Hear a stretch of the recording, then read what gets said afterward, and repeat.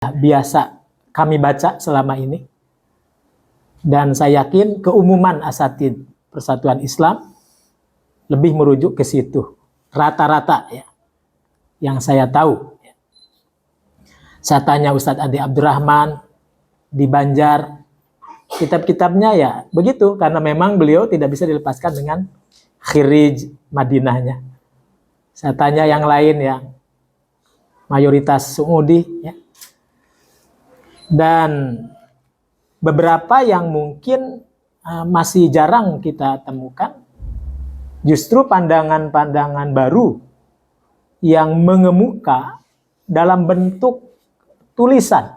Nah ini, jadi salah satu cara mendongkraknya itu memang harus menghadirkan tulisan. Jadi umat tidak bisa membaca apa yang kita maukan kalau memang tidak tertuliskan. Dalam bahasa Pak Nasir, tulis apa yang kau tahu. Jadi ya tulis, harus ditulis. Nah ini tantangan ya bagi kita. Nah selama ini ada kaitan dengan apa yang disampaikan oleh akhina Mabrur dari Bangil ya. Memang betul, Ustadz Yazid, Ustadz Abdul Hakim, selain Ustadz Abdul Hakim ya, Ustadz Yazid, Ustadz Ja'far Umar Tholib, ya, Ustadz Ainur Rafiq, kulluhum min ahli Bangil memang. Dan itu memang sengaja diutus oleh Pak Nasir. Iya, diutus oleh Pak Nasir untuk studi di Timur Tengah, dan amanah Pak Nasir kembali ke tanah air dengan semangat mencerahkan tanah air dengan pandangan-pandangan ya yang ditemukannya. Tapi sama sekali Allahyarham Pak Nasir juga, walau alam saya tidak tahu persis ya, bagaimana cara mengawasi pandangan-pandangan apa yang ditemukan dari pandangan barunya itu. Yang jelas melalui pintu Rabithah Al-Alam Al-Islami, mulailah banyak buku-buku yang ditulis oleh ulama-ulama Timur Tengah umumnya dan Saudi khususnya, diterbitkan, dibagikan, kan gitu. Karena itu yang banyak dibagikan, itu yang dibaca, itu yang dikaji, itu yang dijadikan panduan di pesantren-pesantren. Maka secara tidak langsung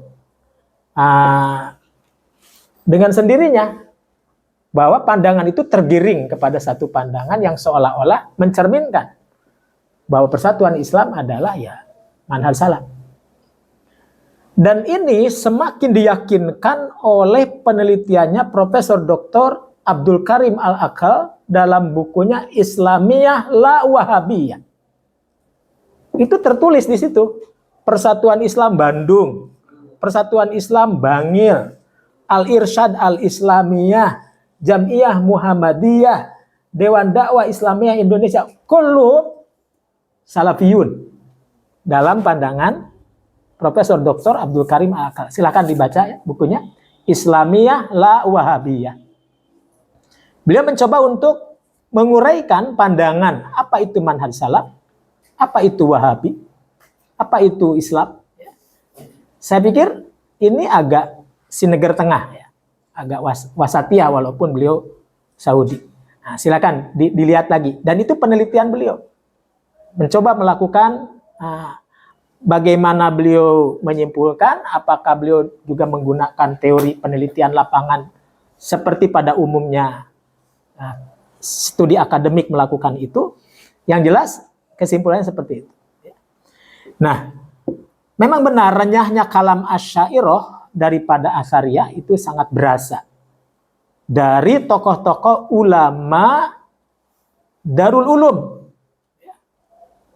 Ya, tokoh-tokoh ulama Darul Ulum, terutama yang saya baca Profesor Dr. Mustafa Hilmi. Beliau tetap berpegang teguh indibat dengan muhyi asar salafnya, tapi model pengemasan cara meyakinkan orang dengan pandangan-pandangannya, nah itu ya modelnya sudah Azhariyun, gitu ya. Artinya lebih terbuka, lebih terbuka. atau tulisan-tulisannya Profesor Dr. Sapar Al-Hawaleh yang saya sampaikan ke Ustadz Husna kemarin. Khusus tentang pandangan akidah Asy'ariyah yang beliau tulis. Penelitian khusus tentang bagaimana sikap beliau terhadap akidah Asy'ariyah. Nah, saya setuju, memang ini perlu duduk. Dua pandangan yang sangat berhadap-hadapan. Muwajahah, muqabalah, ya. Berhadap-hadapan. Dan saya pikir kita tidak akan memposisikan pada posisi gulat, ya. Posisi yang gulu. Tapi posisi wasatiyah kita, baina Asy'ariyah wa Atsariyah. Tapi formatnya seperti apa? Nah, ini memang harus ada rekonsiliasi fikriyah. Baina khirij Azhar wal Mamlakah As-Saudiyah. Saya hadir di sini, saya sudah mendapatkan amanah dari salah seorang senior antum di Azhar. Selamat Ustadz Teten di negeri Kinana, Ardul Anbiya, lewat WA saya. Insya Allah antum sebulan di sana jadi pinter. Tapi ya terlepas dari, saya tidak sebutkan namanya senior tersebut, ya. Takut dicari sama antum. Tidak perlulah, ya. Nah, beliau menyinggung satu hal. Jangan seperti senior-senior kita yang dulu dikirim Pak Natsir. Bla bla bla bla bla bla bla bla bla bla. Akhirnya pemahaman kita di Indonesia jadi begini. Nah, selamat ya Ustadz Teten, semoga jadi pinter. Berarti selama ini saya bodoh, kan gitu. Artinya, ya, salah satu di antara sikap penuntut ilmu adalah yastami'unal qaula, ya. Belajar, mendengar, dan mendengar. Belajarlah kalian mendengar sebagaimana kalian belajar berkata-kata. Seperti yang disampaikan oleh Ibnu Muqaffa, kan begitu, ya. Belajar, banyak-banyaklah kalian belajar mendengar dan seperti kalian belajar berkata-kata. Nah, ini soal pengemasan, ya. Soal pengemasan. Memang benar, sentuhan kalam itu lebih renyah. Sentuhan kalam itu lebih renyah. Karena itu, ini juga menjawab pandangan Ustadz Daden. Orang banyak bertanya, sebagai murid yang disebut-sebut murid emas dari Tuan Hasan, intelektual murid Tuan Hasan, Dr. Muhammad Nasir, kalau tapakufidinnya katanya jatuhnya ke Haji Abdurrahman dan kepada anandanya Ustadz Abdul Qadir Hasan, begitu katanya. Belum lagi soal, yaitu soal lain lah, ya, soal sejarah, soal Ustadz Tiar itu. Ustadz Hasan benar lebih menyayangi Ustadz Abdurrahman ketimbang anaknya Ustadz lebih mengharap banyak gitu, ya, dan lain sebagainya. Atau pujian Natsir di Robito Alam Islami, aku tidak mengenal ulama di lingkungan internasional di Robito Alam Islami yang sedetil, yang sehebat dalam penelitian hadis melebihi Ustadz Abdurrahman. Kata Pak Nasir ketika beliau menjadi majelis taksisi Robito Alam Al-Islami. Artinya pengakuan itu ada, tetapi belum, tidak dilejitkan, kan gitu. Tidak ada wasilah untuk bisa melejitkan itu. Nah jadi memang perlu duduk, ya, itu, ya. Perlu duduk saya tidak menyebut dua kubu, ya. Dua ujung yang sangat berhadap-hadapan ini, dan kita sangat berkepentingan sebagai jamiah kepada dua ujung yang muqabalah ini, yang muwajah ini. Ya. Yang pertama dari sisi indibat terhadap nusus. Indibat terhadap wahyunya kita sepakat. Dan kita pun sepakat pula keterbukaan kita di dalam celah rasional sebagai kuda-kuda ilmu.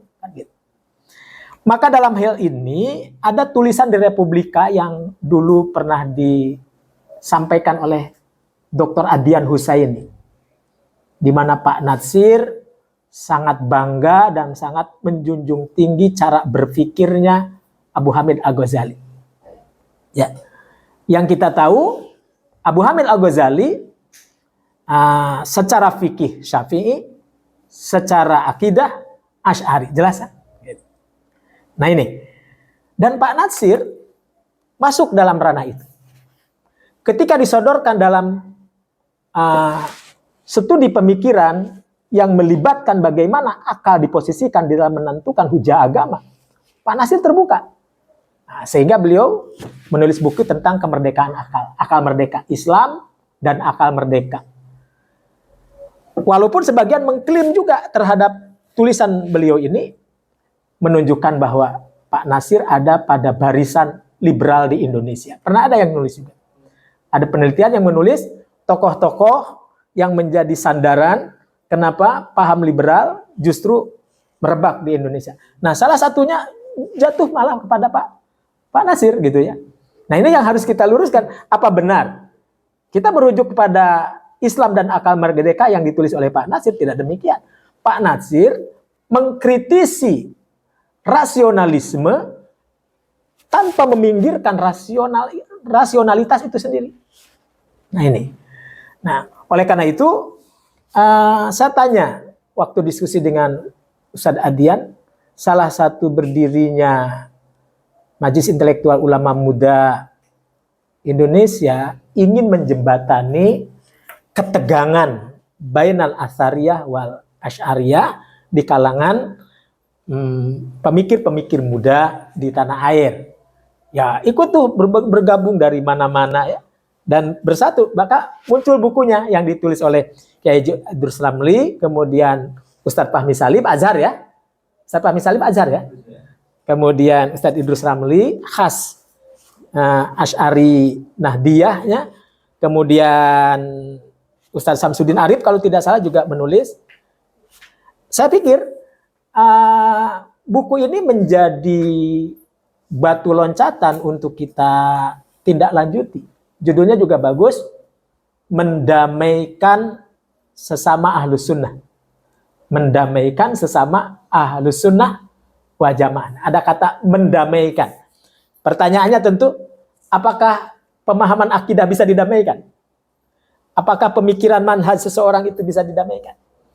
Kalau memang bisa, dari titik mana kita harus mendamaikannya? Nah ini. Tapi yang jelas, upaya itu ada. Dan Jamiah Persatuan Islam belum masuk ke ranah itu. Yang saya tahu, belum masuk ke ranah itu. Yang saya tahu. Tapi kalau melihat keterlibatan ketua bidang tarbiyah yang sekarang yang ada di mana-mana, nah, gitu ya. Jadi saya optimis kita bisa mengambil posisi. Kita bisa mengambil posisi strategis itu. Nah, mungkin pengiriman kita Daf'ah Ula yang sekarang ini ya itu salah satu di antara ikhtiarnya Anwar Bakhtiar. Nah, mudah-mudahan ya. Baik. Memang benar Ustaz Daden, aulawiyat dalam pengkajian pendekatan fikih masih lebih dominan daripada pengkajian pada masalah-masalah akidah. Ya alhamdulillah, mungkin dengan adanya desakan seperti ini juga bisa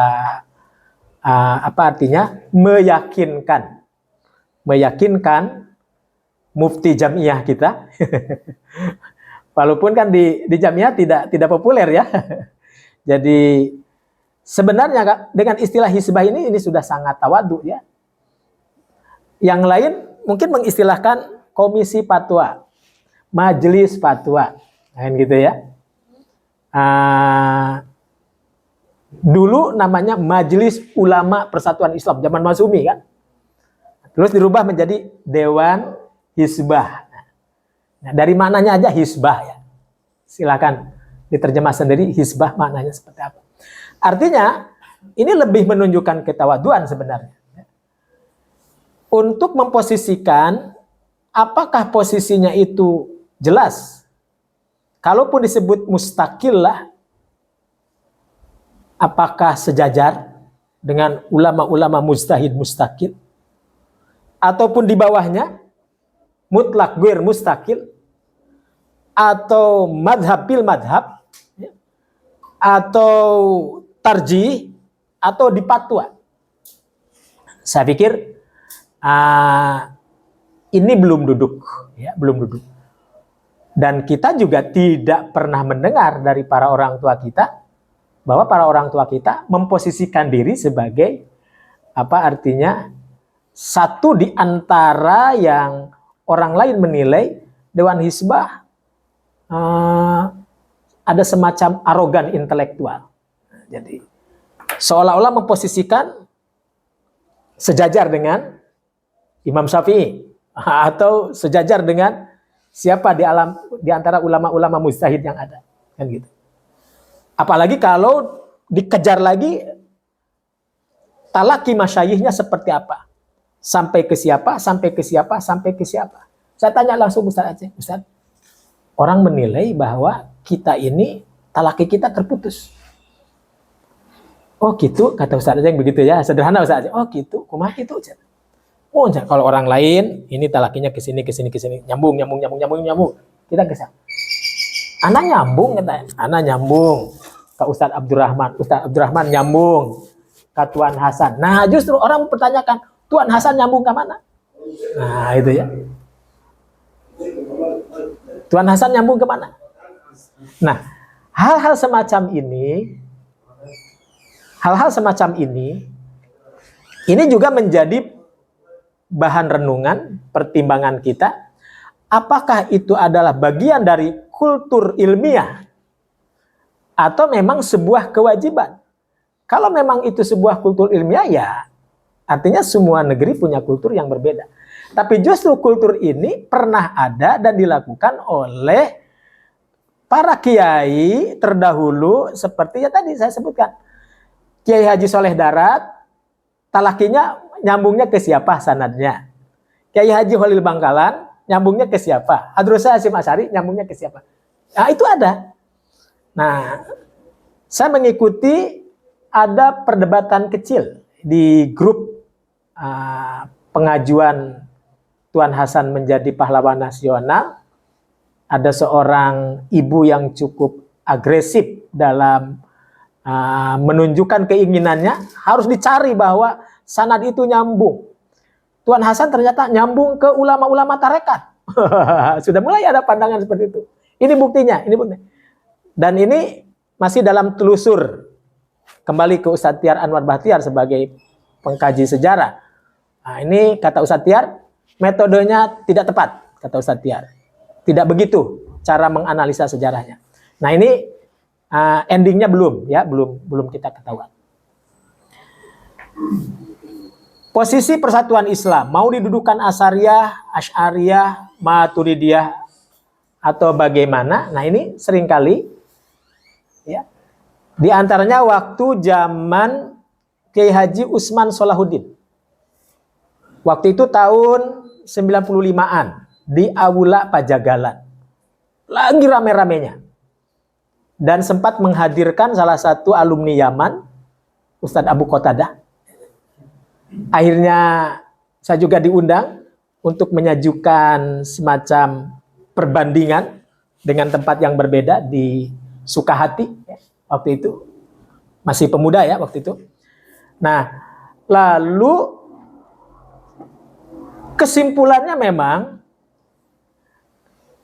belum menjawab persoalan. Jadi Ustadz gimana? Asy'ariyah, Asy'ariyah, Maturidiyah. Jawab Ustadz apa? Persis mah persis we. Kalau persis mah persis berarti mustaqilah persis ansi. Kan begitu ya. Nah, apakah hal itu dibolehkan dalam tradisi keilmuan Islam? Nah, ini yang mungkin harus ada yang mampu menjelaskan dari kita ya. Yang jelas orang tua kita mengatakan manhaj persis banyak persis aja. Nah, apakah hal ini bisa dibenarkan atau perlu dikritisi? Kalaupun mengkritisi ya maka harus dipersiapkan hujahnya. Nah, makanya Dewan Hizbah yang saya tahu dulu rekan-rekan senior di Libya pernah mengkritisi beberapa persoalan istinbat hukum Dewan Hizbah.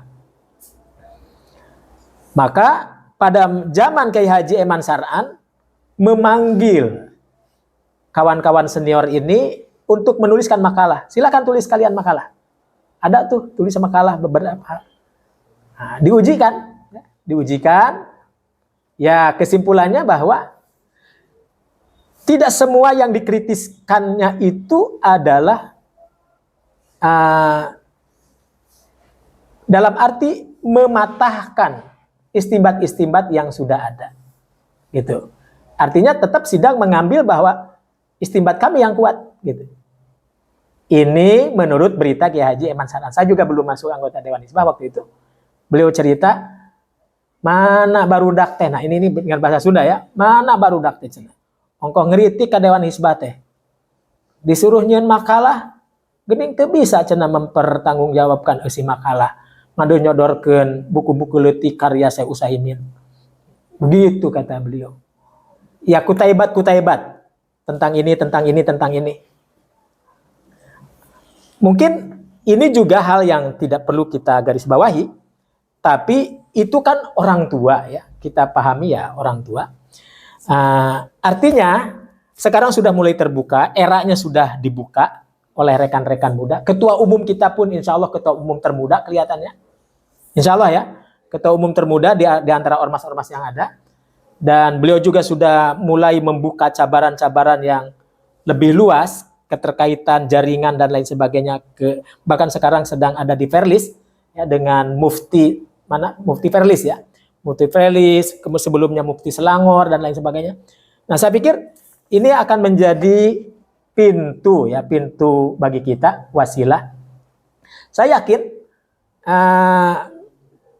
insya Allah kehadiran antum dengan membawakan segudang argumen yang bisa dipertanggungjawabkan, lalu memunculkan banyak kodoya yang muncul, termasuk kodoya akdiyah, ini mudah-mudahan karena di sini ada Ustadz Tiar, ada Ustadz Nurmawan yang di atas begitu, insya Allah bisa menjadi jembatan. Dan kalau bisa muktamar yang akan datang, kita harus melahirkan karya gitu ya. Dari penjabaran ini, dari diskusi ke diskusi ini, kita tidak bisa lewat begitu aja. Kalau dulu istilah Persis Bangil, Persis Pajagal itu sudah lewat. Sudah lewat ya. Sampai kapan kita akan ngurusi dua madhab yang tidak ada dalam kitab fikih dan kitab akidah itu sendiri ya? Tidak ada sekarang, sudah ada. Sudah ada sekarang, ada madhab camplong gitu. udah kemana-mana gitu. Jadi sudah tidak eranya lagi, sudah tidak zamannya lagi. Yang harus kita tunjukkan sekarang, ketika UIN membuka kajian tahqiq, karena kebetulan waktu itu yang diberikan amanah untuk memegang prodi tahqiq di doktoral UIN, itu guru hadis saya di strata 2 UIJ waktu itu, alumni Ummul Qura. Begitu dibuka prodi tahqiq doktoral UIN, langsung merebak bagaikan jamur di musim hujan kitab-kitab para masyayikh saudara-saudara kita di Nahdlatul Ulama. Langsung muncul, langsung tahqiq keluar gitu ya. Hampir minimal setiap tahun ada 2-3 kitab ulama-ulama mereka yang ditahqiq gitu ya. Yang ditahqiq, yang disarah, lalu dicetak di Timur Tengah. Nah, akhirnya ya dibaca oleh dunia gitu ya. Nah, ini juga hal yang menjadi tantangan bagi kita semua. Nah, tadi soal Muktamar Grozni memang itu. 2-3 bulan sebelum Muktamar Grozni ada pertemuan ulama-ulama Ahlus Sunnah di Lombok, Mataram. Saya ikut waktu itu masa pergantian Presiden Fikih Dunia dari Profesor Dr. Yusuf Al-Qaradawi ke yang baru, siapa namanya itu? Saya lupa lagi. Dengan memunculkan satu tema besar, Islam Wasatiyah waktu itu ya. Dan ulama-ulama dunia hadir, dari seluruh benua hadir, menyampaikan makalahnya masing-masing. Dan tidak menganulir, meminggirkan Wahabiyah Salafiyah sebagai Ahlus Sunnah wal Jamaah. Tapi 2 bulan, 3 bulan berikutnya muncul di Grozny dengan keputusan diantaranya Wahabiyah Salafiyah tidak termasuk bagian Ahlussunnah wal Jamaah. Minggu berikutnya muncul pandangan Profesor Dr. Ahmad Thayyib dan Profesor Dr. Yusuf Qaradawi mengklarifikasi bahwa 2 guru besar ini tidak setuju dengan pandangan kesimpulan yang di Grozny CES-nya itu. Dan kita tahu CES-nya seperti apa. Ramdan Kadzirob memang sangat mendukung tentang perkembangan pandangan mazhab fikih yang berlaku di sana dengan kematuridiannya orang-orang di sana. Yang saya tahu, keasy'ariyahnya di sana. Termasuk mungkin dikuatkan lagi dengan ulama-ulama Afgan, dengan Talibannya.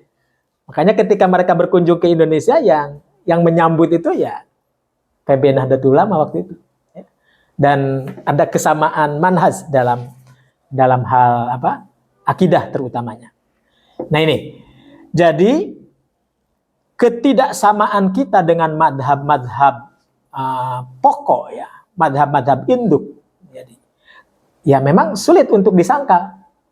Kita memang tidak bermadhab masalahnya. Imma fikhiyan wa imma akidatan. Selama itu pula maka tidak ada cantolan kita. Atau kita mau memustakilkan manhaj kita ini kan gitu. Terus kalaupun harus memustakilkan, berarti hujahnya harus diperkuat. Hujahnya harus diperkuat. Jadi nampaknya fa in tanaza'tum fi syai'in farudduhu ilallahi wa rasul. Itu tidak cukup sampai di situ gitu ya, tidak cukup sampai di situ. Kemudian kurang tegas dalam menetapkan madhab muayyan tadi, tadi sudah disebutkan ya. Akar salaf di Indonesia tadi sudah disebutkan, dan alhamdulillah Persatuan Islam terbuka dan pernah memanggil mereka. Ustadz Hakim juga dipanggil gitu ya. Ustadz Abdul Qatadah juga bahkan sampai hari ini alhamdulillah silaturahim Ustadz Abdul Qatadah cukup bagus gitu ya, dan mengikuti alur perhelatan pemikiran yang terjadi di internal Jamiah. Ya walau alam, yang lain mungkin perlu didekati juga. Apakah khirij ke pesantren Persisan itu bisa menjembatani? Saya pikir biasanya ada reuni-reuni yang itu lebih mengakrabkan. Kayaknya memang sudah tidak musim lagi ya, tidak musim lagi untuk artinya memposisikan diri dalam dikotomi yang tidak perlu gitu, tetapi bagaimana memecah persoalan ini dengan menentukan common enemy tadi. Musuh bersama kita itu apa sih sebenarnya kan gitu. Jangan sampai liberal kita antepin, Syiah kita antepin, Ahmadiyah juga kita antepin. Dulu ngandalin Al Ustadz Kyai Haji Amin Jamaluddin, ketika beliau tidak ada kan gitu, jadi sepi kan gitu. Nah, jadi tidak ada lagi tokoh yang menghadapi kesesatan, yang muncul adalah tokoh kesesatan kan gitu. Nah ini harus muncul kan, harus muncul. Makanya kemarin saya secara pribadi beramanat kepada anaknya Dadan Amin. Ya saya juga tadinya saya usulkan dia ikut ke sini gitu kan, agar beliau terus artinya melanjutkan apa yang menjadi misi ayahnya, karena Ustadz Amin Jamaluddin ini adalah kepercayaan Pak Natsir dalam hal ini, sampai mendapatkan kepercayaan Robito Alam Islami itu waktu itu. Walaupun mungkin bahasa Arab beliau tidak begitu cukup mampu seperti antum, tapi waktu Robito Alam Islami menganggap penting bahwa kondisi tanah air dengan segala aliran-aliran yang berkembang itu perlu disikapi, maka beliau dimintakan makalahnya lalu diterjemahkan ke dalam bahasa Arab. Lalu disampaikan, kalau nggak salah di Jeddah apa di Mekah, saya tidak paham. Tahun 1997 kalau nggak salah ya. Mohon dikoreksi nanti. Baik. Memang betul Hasan pernah menulis tentang utusan Wahabi ya. Tetapi ya tadi, dalam soal jawab, dalam risalah Tauhid, apakah Tuan Hasan bisa didudukan sebagai Asy'ari? Ternyata tidak. Apakah sebagai Atsari juga? Secara mutlak juga tidak juga kan gitu. Jadi tetap belum ada kejelasan yang menempatkan posisi kita di mana di antara yang ada. Soal abduh, nah ini soal abduh dan Rashid Ridho, dulu pernah ada tulisan yang menulis kelompok Al-Furqan, Gresik tadi yang disebut-sebut, Ustadz Ainur Rafiq, yang meneguhkan bahwa Syekh Sayyid Muhammad Rashid Ridho berbeda dengan gurunya. Nah, gitu ya. Cuma ada tambahan tadi. Ya. Syekh Muhammad Rashid Ridho huwa salafiyan, walakin, ada walakinnya. Manhaj salaf, tetapi keterbukaan berpikirnya tetap beliau dipengaruhi oleh Syekh Muhammad Abduh, dan itu tidak bisa dilepaskan. Dan ruh pergerakannya juga tidak bisa dilepaskan dari Syekh Muhammad bin Abdul Wahab yang memang secara tahun berbeda kan. Saya pernah menulis tentang akar pemikiran Ikhwanul Muslimin. Akar pemikiran Ikhwanul Muslimin, mungkin nanti bisa dicari. Dan itu tidak bisa dilepaskan dari cara pandang akidah. Cara pandang akidah. Nah, kemarin juga disinggung ya oleh salah satu masyayikh, dan beliau mengkritik habis pandangan Sayyid Qutb, pandangan Muhammad Qutb sebagai mutatorib juga. Yang mungkin tidak boleh ada di walau alam ya. Ini kan ketika saya bertanya, kita tidak bicara soal siasah, kata beliau, langsung ditutup diskusinya dan tidak dibuka lagi diskusi tentang itu. Itu pernah disinggung kemarin ya. Walaupun bahasa Arab saya terbata-bata, tapi saya berusaha untuk memunculkan minimal terdengar kalimat itu ya ke sana masyayikh arahnya. Ya. Terakhir tentang taksim tauhid tadi ya.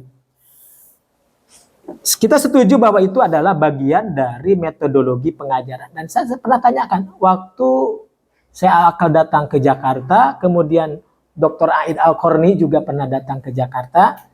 Nah, saya tanyakan juga, terus ada yang pernah datang ke Istiqlal waktu itu, ya, dari Yordan.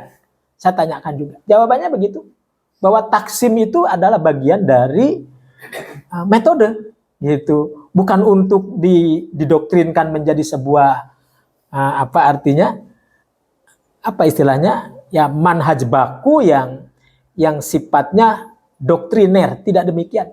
Walakin litashil, hatta pembagian tadi sifat 20, Kiai Haji Idrus Ramli nulis buku sifat 50, kalau tidak salah ada ya, bukunya sudah keluar sifat 50. Kemudian buku yang lain, buku putih Imam Asy'ari ada ya. Nah, jadi orang sudah begitu sangat agresif dan nampak hasilnya. Nah, sehingga ketika uji literatur, ya ternyata memang luar biasa. Ketika kita melihat para masyayikh bagaimana mereka cara menjawab dengan literatur yang cukup, apalagi dihafal begitu, bagaimana orang tidak yakin kan gitu ya. Nah, berarti di sini ada kekeringan literatur. Jadi di sini ada kekeringan literatur. Saya setuju dengan Ustadz Husna, lemari pimpinan pusat berarti harus dipenuhi juga dengan literatur-literatur yang lain selain dari literatur-literatur asariyah, yang itu pun tidak semua ada ya gitu ya. Literatur asariyah itu pun tidak semua ada, apalagi ditambah dengan literatur yang lain. Mungkin nanti ada batasan-batasannya. Nah, ini juga perlu. Nah, batasan itu belum ada. Ini kan bahaya juga. Ketika pesantren-pesantren persis ingin menerapkan kurikulum akidah, kurikulum siapa yang mau dipakai? Tapi kalau batasan pokoknya belum ada, ini bisa berbahaya. Maka cukup menjadi pelajaran dan titik intaha sampai di sini soal tadi pengiriman Pak Natsir ke Timur Tengah, lalu apakah itu menjadi satu-satunya manhaj yang harus dipegang teguh, lalu menafikan yang lain. Nah, ini juga perlu ada kedewasaan berpikir, kedewasaan intelektual yang merumuskan ma'alim, rambu-rambu yang memang harus menjadi dawabit fikriyah kita. Jadi dawabit manhaj, dawabit fikriyah harus terlahir dari kita. Saya yakin kita tidak bisa menunggu yang lain. Justru kita membicarakan ini sebagai rasa tanggung jawab, kan gitu. Nah, ini sudah agak seperti orang tua ngomongnya ya. Jadi ini bagian dari rasa tanggung jawab, kan gitu. Istri saya tanya, Ustadz umur berapa? Udah 52, sekarang sudah tambah 1 tahun 53 Ustadz ya. Tanya Profesor Dr. Syekh Mahmud Salabi berapa tahun? Berapa tahun kemarin? Belum 40 kan? Ustadz itu lebih sepuh daripada beliau. Nah, saya baru sadar kalau saya itu udah di atas setengah abad, kan begitu. Nah, makanya mau nunggu siapa lagi coba? Nunggu siapa lagi? Saya berterima kasih sama Ah Musbi, waktu beliau baru beberapa minggu, beberapa bulan, beberapa hari di Azhar, langsung telepon saya, Ustadz, ini gimana pelajaran akidahnya? Nah, jadi seolah-olah ada kekhawatiran saya harus bagaimana gitu. Tapi tadi disampaikan oleh salah satunya, misal Ilyas, kalau tidak jadi Asy'ariyah beneran agak susah juga kan gitu. Jadi apakah memang ini bisa dibenarkan apa yang entah kekhawatiran atau celotehan Ustadz Tiar nih? Akhirnya apa itunya? Menjadi NU pada waktunya. Nah, jadi akan menjadi NU pada waktunya. Dan orang bukan hanya ngomong begitu, ada bukunya masalahnya.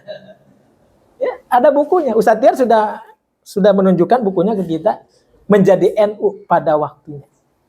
Nah, gitu ya. Nah, sekarang ini kita mau bagaimana? Dan kita juga jangan artinya terjebak dengan istilah NU Muhammadiyah. Enggak. Kenapa tidak? Dulu Tuan Hasan tidak berpikir demikian. Kalau memang kita mau duduk pada posisi mustakil lah, gitu ya. Ya tadi, salafian mustanirotan. Terus kalau Asy'ariyan bagaimana? Nah ini harus lahir. Ada tulisan yang lain, Ustadz Awe Waskito, katanya alumni Bangil juga ya? Ada yang kenal? Dulu wartawan senior Al Muslimun. Ada yang kenal? Awe Waskito. AM ya? AM Waskito Awe. Peternakan. Tapi bukannya orang ini, orang Bangil. Bukan Waskito Pak, itu SMA dia. Ya, mendamaikan Ahlus Sunnah. Sama seperti bukunya Miumi itu. Iya, nggak ada ya. Oh, dia nulis mungkin di Al Muslimun kali ya. Pernah nulis juga di Al Muslimun. Ya. Baik. Jadi saya pikir mengenai klaim-klaiman tadi ya, memang kita tidak diajarkan untuk itu. Gini, mungkin ada satu clue yang bisa kita ambil sebagai pantikan ya, untuk dikembangkan. Kalau Imam Ibn Taimiyah kan begini rumusnya. Tidaklah bersilang pendapat dalam masalah fikih melahirkan lahirnya madhab fikih maksudnya. Dan tidaklah orang bertentangan dalam masalah akidah melainkan inhirofat. Itu yang saya baca. Nah, tadi kembali ke Ustadz Aden. Justru kenyataannya di dalam masalah akidah tidak bisa kita nafikan, semakin menjamur furu'ul akidah tadi. Dari mulai madhab sampai persoalan-persoalan yang varian-varian berikutnya. Nah, ini kan semua tentu menantang kita untuk kita hadapi, kita jelaskan, paling tidak untuk bisa lebih menenangkan ya, warga Jamiah khususnya dan kaum muslimin pada umumnya. Mudah-mudahan dengan cara seperti itu, seperti yang disampaikan oleh Dr. Hasan Hijazi ketika mengantarkan disertasi tulisan tentang manhaj tarbiyahnya Ibnu Qayyim, bahwa obor peradaban akan menjadi redup, bahkan mati sama sekali ketika para penuntut ilmu sudah tidak mau menggoreskan penanya. Itu yang justru yang saya harapkan begitu. Saya bukan orang yang seperti Ustadz Tiar, ada tulisan, fokus, jadi buku, dipercetakan. Saya kalau hanya daurah, disuruh pimpinan, nulis, ya nulis. Apalagi dengan kemampuan terbatas. Tapi walaupun demikian, saya akan terus berusaha. Apa yang saya bisa, saya lakukan. Jadi kawan-kawan bisa membaca tulisan saya tidak kurang 750 tulisan dalam madrasahabiumi.com. Jadi kurang lebih 750 tulisan, silahkan. Kalau memang merasa bahwa ini perlu dibaca, ya baca. Cuma saya mengumumkan bahwa saya menulis. Apa yang saya tulis, itu yang saya pahami, itu yang saya yakini. Insya Allah. Madrasahabiumi.com. Ada kolom akidah, kolom firaq wal adyan, kolom pemikiran, kolom kebangsaan. Itu yang bisa saya lakukan. Jadi saya ingat apa yang disampaikan Dr. Hasan Hijazi, obor peradaban menjadi redup ketika para penuntut ilmu sudah tidak mau menggoreskan penanya. Itu aja. Terima kasih. Hatur nuhun. Assalamualaikum warahmatullahi wabarakatuh.